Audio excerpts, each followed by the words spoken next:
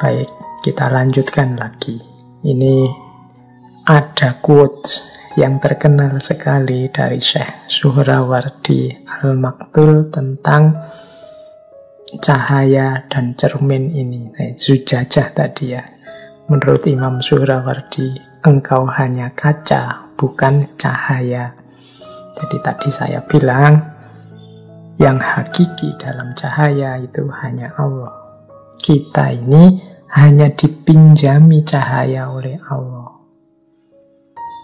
Nah, dalam analoginya, Syekh Suhrawardi ini sebagaimana cermin, sebagaimana kaca. Jadi kita ini hanya kaca. Kita ini bukan cahaya. Yang punya cahaya itu Allah. Allah meminjamkan sedikit cahayanya pada kita. Kalau kaca diri kita, kaca batin kita jernih, maka dia akan memantulkan kejernihan cahayanya Allah. Tapi kalau batin kita kotor, ya cahaya itu tidak terpantul dari diri kita.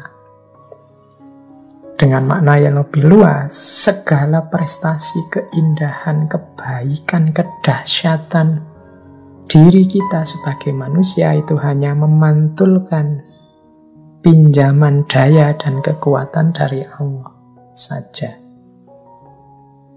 Jadi kita hanya kaca yang memantulkan cahayanya Allah. Bukan daya dan kekuatan kita yang sejati, bukan cahaya kita sendiri, tapi pinjaman dari cahaya dan kekuatan dari Allah. Nah, ilustrasinya kaca dan cahaya tadi. Jadi kita ini hanya kaca, bukan cahaya. Berarti kita hanya memantulkan cahayanya Allah. Analogi yang mudah ya coba diperhatikan para walinya Allah atau para nabi, khususnya Rasulullah. Di situ saya uraikan bagaimana Kanjeng Nabi Muhammad itu contoh mudah untuk kita menjelaskan perumpamaan kaca dan cahaya tadi. Jadi cahaya ilahi yang luar biasa bertemu dengan Rasulullah yang jernih, yang terang, yang tidak ada kotor sama sekali dalam dirinya, maka cahaya itu, cahaya ilahi itu kemudian dipantulkan oleh Rasulullah ke seluruh alam semesta. Disitulah terjadi momen rahmatan lil alamin, bahwa kehadiran Kanjeng Nabi adalah rahmat bagi seluruh alam semesta. Karena Kanjeng Nabi mampu memantulkan cahayanya Allah dengan sempurna. Jadi sebagaimana cermin yang menghadap matahari, kalau cermin ini sangat jernih, maka dia bisa memantulkan cahaya matahari dengan luar biasa terang. Nah, itu ilustrasinya. Maka sejauh mana kita bisa memanifestasikan dalam hidup kita diri kita sebagai rahmatan lil alamin, berarti sejernih apa kaca diri kita, sejernih apa batin kita yang mampu memantulkan cahaya Allah yang hadir dalam diri kita.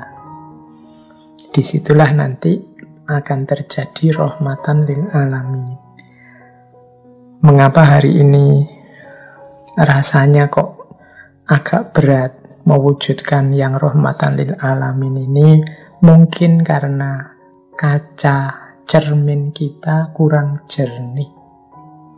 Jadi kita sibuk dengan banyak hal-hal lain yang menjadi hijab, sehingga kaca kita gelap.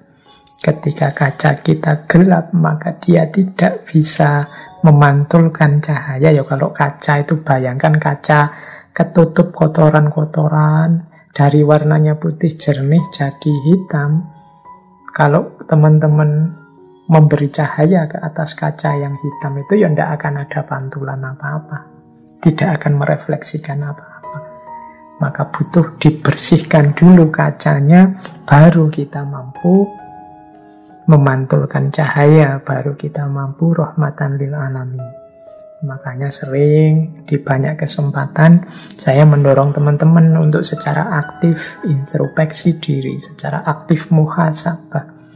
Muhasabah itu nama lain dari mari kita bersihkan, kita teliti jangan-jangan banyak kotoran dalam cerminan jiwa kita. Kalau dalam cermin jiwa kita banyak kotoran, ya kalau bahasa ayat tadi zujajahnya kotor, ya misbahnya tidak ada gunanya.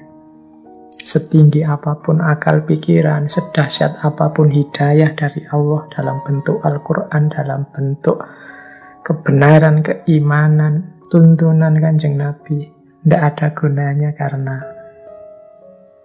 cermin kolbu kita yang kotor. Jadi di titik inilah sebenarnya kuncinya filsafat cahaya. Jadi bagaimana kita memantulkan cahayanya Allah ke seluruh alam semesta. Ini sebenarnya tugas kita. Baik, ambil nafas sebentar. Semoga sedikit banyak sudah ada yang bisa ditangkap dari yang saya sampaikan malam hari ini. Titik-titik kunci dari bahwa hakikat hidup kita adalah merindukan cahaya dan mencari cahaya. Namun itu tidak ada gunanya kalau batin kita kotor. Karena ketika batin kita kotor, keruh, maka cermin jiwa kita tidak akan bisa menangkap cahaya, apalagi memantulkannya.